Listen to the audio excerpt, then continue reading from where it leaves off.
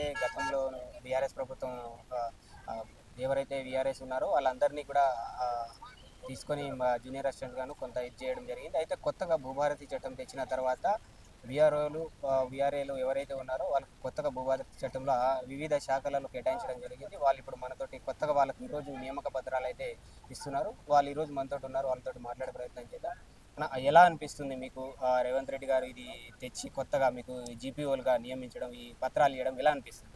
ఈ యొక్క తెలంగాణ రాష్ట్రంలో ప్రజాప్రభుత్వంలో రేవంత్ అన్న ప్రజాప్రభుత్వంలో ఈ యొక్క మా పూర్వ వీఆర్ఏ మిత్రులకు అండ్ వీఆర్ఓలకు వివిధ శాఖలలో పడ్డవారికి వివిధ డిపార్ట్మెంట్ వేరే జిల్లాల్లో పడ్డవారికి కనీసం రాత్రికి రాత్రే జీవో తెచ్చి ఒక 200 కిలోమీటర్ల దూరాన వేసిన పరిస్థితులు ఉన్నాయి ఇటువరకు. ఇప్పుడు సొంత జిల్లాలకు ఇచ్చినటువంటి ఈ యొక్క ప్రజాప్రభుత్వంలో రేవంత్ రెడ్డి గారి ప్రభుత్వానికి ధన్యవాదాలు తెలియజేసుకుంటున్నాం. భవిష్యత్తులో కూడా రెవెన్యూ వ్యవస్థని ఎలాంటి మార్పు చేర్పులు లేకుండా దీనికి ముందుకు తీసుకుపోతారని కోరుకుంటూ ఈ యొక్క ప్రజాప్రభుత్వానికి ధన్యవాదాలు తెలియజేస్తున్నాం. ఏ ఏ ఇప్పుడు అయితే మీరు వీఆర్ఓలు ఉన్నారో ఏ శాఖలో ఎలా కేటాయించారు మిమ్మల్ని?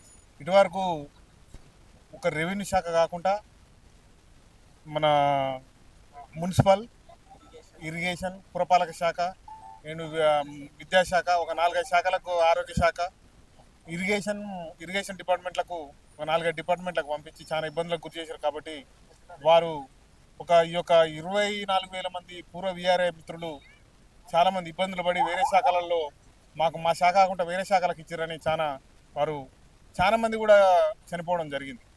వివిధ డిపార్ట్మెంట్లలో పడి వాళ్ళు ఇబ్బందులు ఎదురై వాళ్ళు చనిపోయారు. అలాగే 61 వీఆర్ఏ వారసులకు కూడా ఉద్యోగాలు కల్పించాలని కోరుతున్నాం.